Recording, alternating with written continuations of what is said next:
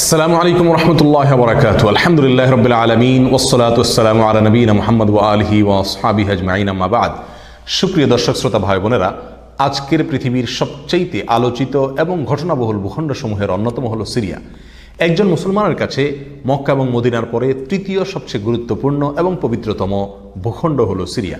কারণ রাসূল করিম সাল্লাল্লাহু আলাইহি ওয়াসাল্লামের বহু তাৎপর্যপূর্ণ ভবিষ্যৎবাণী রয়েছে সিরিয়াকে কেন্দ্র করে। আজকের সিরিয়ার প্রাচীন এবং ঐতিহাসিক নাম ছিল শাম। এই শামকে কেন্দ্র করে যতগুলো বর্ণনা হাদিসের কিতাবসমূহে পাওয়া যায়, সেই শামের সীমানা অবশ্য আজকের সিরিয়া থেকে বেশ খানিকটা বিস্তৃত এবং বড় ছিল। সিরিয়া, জর্ডান, ফিলিস্তিন এবং লেবানন এই দেশগুলো মিলে ছিল তখনকার শাম। অবশ্য তখনকার শামের সবচেয়ে প্রধান এবং বড় অংশ যেহেতু আজকের সিরিয়ায়, সেই জন্য সিরিয়াকেই সাধারণত শাম বলা হয়।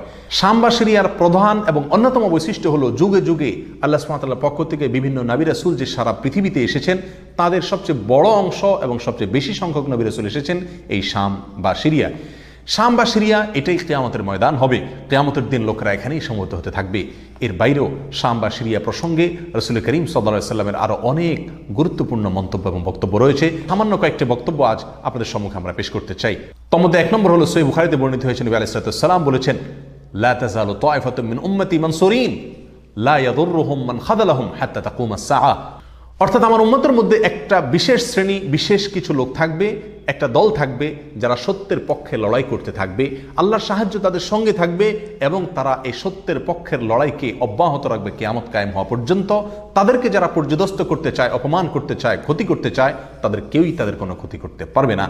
এই হাদিসে নবী আলাইহিস সালাম যে দলটির কথা বলেছেন, যারা সাহায্য প্রাপ্ত হবেন আল্লাহর পক্ষ থেকে এবং যারা অটল অবিচল থাকবেন সত্যের উপরে কিয়ামত পর্যন্ত, যাদেরকে কেউ অপদস্থ করতে পারবে না, সেই দলটি কারা এবং তাদের অবস্থান কোথায় হবে, এই প্রসঙ্গে সহিহ বুখারীতে নবী আলাইহিস সালামের একাধিক সাহাবায়ে কেরামের মন্তব্য রয়েছে, যারা বলেছেন যে এখানে যে দলটির কথা বলা হয়েছে তারা হলেন সিরিয়ায় অবস্থানকারী হবেন এবং এটা হবে কিয়ামতের ঠিক আগ মুহূর্তে।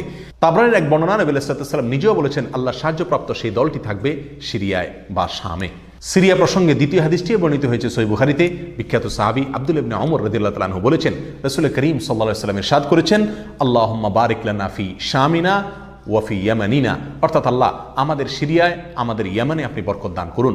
এই কথা বলার পরে উপস্থিত লোকেরা বলল, ইয়া রাসূলুল্লাহ ওয়াফি নাজদিনা, আমাদের নজদেও আল্লাহ বরকত দান করুন, সেই দোয়া করুন আপনি।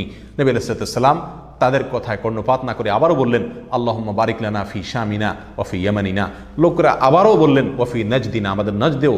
নবী আলাইহিস সালাম তখনও একই কথার পুনরাবৃত্তি করলেন এবং পরিশেষে বললেন, নাজদ সেই জায়গায় তো ফিতনা ফাসাদ হবে, সেখানে তো হত্যা, মারামারি, খুনাখুনি হবে, সেখানে তো ভূমিকম্প দেখা দিবে এবং সেখান থেকে তো শয়তানের শিং উত্থিত হবে, সেখান থেকে তো শয়তানের শিংয়ের আবির্ভাব ঘটবে, বের হবে। এখানে নাজদ বলতে কোন এলাকাকে বোঝানো হয়েছে, এই প্রসঙ্গে মুহাদ্দিসিনে কেরামের বেশিরভাগের মন্তব্য হলো নাজদ বলতে ইরাককে বোঝানো হয়েছে। নাজদ বলা হয় উঁচু অঞ্চলকে, আরবের বিভিন্ন অঞ্চলকে নাজদ বলা হয়। হেজাজ এটাকেও নাজদ বলা হয়, যেটা সৌদি আরবের ভিতরে, আর ইরাককেও নাজদ বলা হয়। সহিহ বুখারীর বিশ্ববিখ্যাত ব্যাখ্যাতা আল্লামা কিরমানী রাহিমাহুল্লাহ এবং আল্লামা খাত্তাবী রাহিমাহুল্লাহ এবং আল্লামা ইবনে আব্দুল বার রাহিমাহুল্লাহ সহ অনেক বড় বড় মুহাদ্দিসিনে কেরাম এবং হাদিসবিদগণ মন্তব্য করেছেন যে হাদিসের শেষ অংশে নবী আলাইহিস সালাম যে নাজদ প্রসঙ্গে মন্তব্য করেছেন, সেখানে নাজদ বলতে ইরাককে বোঝানো হয়েছে। হাদিসের সবচেয়ে বড় সমাহার কানজুল উম্মালে আবু নাঈমে বর্ণিত নবী আলাইহিস সালামের এক হাদিসে পরিষ্কারভাবে নবী আলাইহিস সালাম নিজেই বলে দিয়েছেন এখানে নাজদ বলতে ইরাককে বোঝানো হয়েছে। যাই হোক, এই হাদিস থেকে আমরা বুঝতে পারলাম বরকত নবী আলাইহিস সালাম চেয়েছেন আল্লাহর কাছ থেকে এই শাম বা সিরিয়ার জন্য। তাহলে এই শাম বা সিরিয়া এটা গুরুত্বপূর্ণ একটি জায়গা এবং নবী আলাইহিস সালামের কাছে খুবই প্রিয়, আল্লাহর কাছে খুবই তাৎপর্যপূর্ণ একটি ভূখণ্ড। তৃতীয়ত যে হাদিসটি আমরা এই প্রসঙ্গে পেশ করতে চাই, সেটি বর্ণিত হয়েছে সুনানে আবু দাউদে এবং মুসনাদে আহমদে। নবী আলাইহিস সালাম থেকে বর্ণনা করেছেন আব্দুল্লাহ ইবনে হাওয়ালা রাদিয়াল্লাহু তাআলা আনহু, তিনি বলেন যে রাসূল করিম সাল্লাল্লাহু আলাইহি ওয়াসাল্লাম আমাকে বলেছেন, দেখো যখন তুমি দেখবে যে খেলাফত পবিত্র ভূমিতে অবতরণ করেছে, নেমেছে, এসেছে, প্রতিষ্ঠিত হয়েছে, তখন তুমি ধরে নিবে যে কিয়ামত খুবই সন্নিকটে এসে গেছে। এ হাদিসে নবী আলাইহিস সালাম পবিত্র ভূমিতে যে খেলাফত অবতরণ করলে কিয়ামত নিকটবর্তী এটা বোঝা যাবে বলেছেন। এখানে পবিত্র ভূমি বলতে তিনি কি বুঝিয়েছেন, এই ব্যাখ্যা প্রসঙ্গে প্রায় সকল মুহাদ্দিসিনে কেরামের অভিমত হলো নবী আলাইহিস সালাম এখানে সিরিয়াকে বুঝিয়েছেন। আগে এবং পরের আলোচনাকে পর্যালোচনা করলে সেটাই পরিষ্কার হয়ে যায়। সিরিয়া প্রসঙ্গে চতুর্থ যে হাদিসটি আমরা পেশ করতে চাই, সেটি সুনান তিরমিজিতে বর্ণিত হয়েছে। সেই হাদিস থেকে বোঝা যায় নবী আলাইহিস সালাম সিরিয়াকে গোটা মুসলিম বিশ্বের জন্য হৃৎপিণ্ড হিসেবে অভিহিত করেছেন, মন্তব্য করেছেন। তিনি বলেছেন, সিরিয়ার লোকেরা যখন খারাপ হয়ে যাবে, মন্দ এবং খারাপ দিক যখন সিরিয়ার লোকদেরকে গ্রাস করবে, ছেয়ে যাবে, তখন তোমরা ধরে নিবে পৃথিবীর কোনো জায়গায় আর কোনো ভূখণ্ডে মুসলমানদের মধ্যে আর কোনো কল্যাণ অবশিষ্ট নেই। অর্থাৎ হৃৎপিণ্ডের মতো সিরিয়ার মানুষের মধ্যে যখন পচন ধরবে তখন গোটা দেহে, গোটা মুসলিম বিশ্বের মধ্যেই পচন তার আগেই ধরে গেছে, এটা পরিষ্কারভাবে বোঝা যাবে। এ হাদিস থেকেও সিরিয়া অত্যন্ত গুরুত্বপূর্ণ ভূখণ্ড, সেটা পরিষ্কারভাবে আমরা বুঝতে পারি।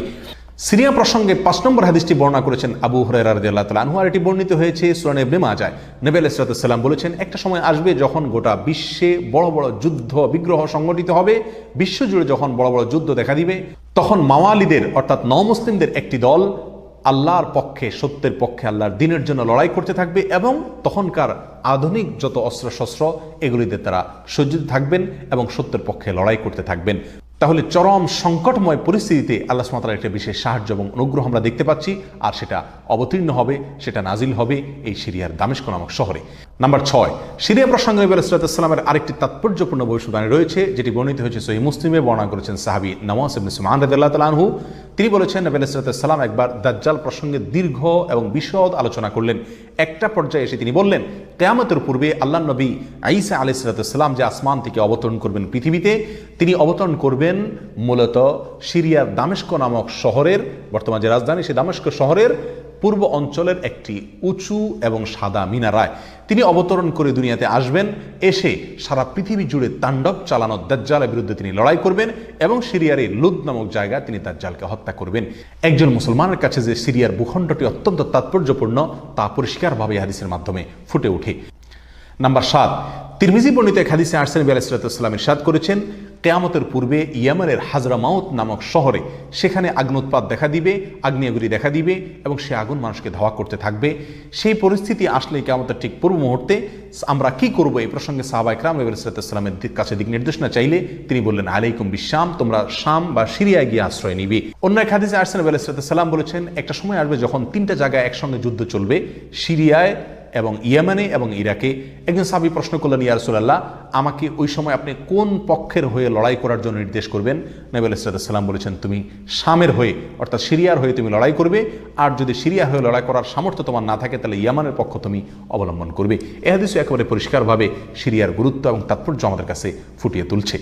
নাম্বার 8, মুসনাদ আহমদ সহ বহু হাদিসের কিতাবে বর্ণিত হয়েছে, কিয়ামতের পূর্বে যে আগ্নেয়গিরি দেখা যাবে, যে আগ্নোৎপাত দেখা দিবে, সে আগুন মানুষকে ধাওয়া করতে থাকবে এবং সারা পৃথিবীর মানুষকে ধাওয়া করতে করতে করতে একটা জায়গায় একত্রিত করবে, আর সেটি হলো সিরিয়া। নবী আলাইহিস সালামের ভাষায় আরদুল মাহশারি ওয়াল মানশার, অর্থাৎ সিরিয়াই হবে কিয়ামতের ময়দান। কিয়ামতের সময় সারা পৃথিবী থেকে মানুষ সমবেত হয়ে এই সিরিয়াতেই একত্রিত হতে থাকবে। নাম্বার 9, নবী আলাইহিস সালাম আরেক হাদিসে বলেছেন, মালায়েকাতুল্লাহি বাসিতু আজনিহাতাহুম আলা শাম, আল্লাহর ফেরেশতাগণ সিরিয়ার উপরে তাদের ডানাকে ছেয়ে আছেন অথবা ছেয়ে থাকবেন। এই হাদিস থেকেও শাম বা সিরিয়ার গুরুত্ব একেবারে পরিষ্কারভাবে ফুটে ওঠে।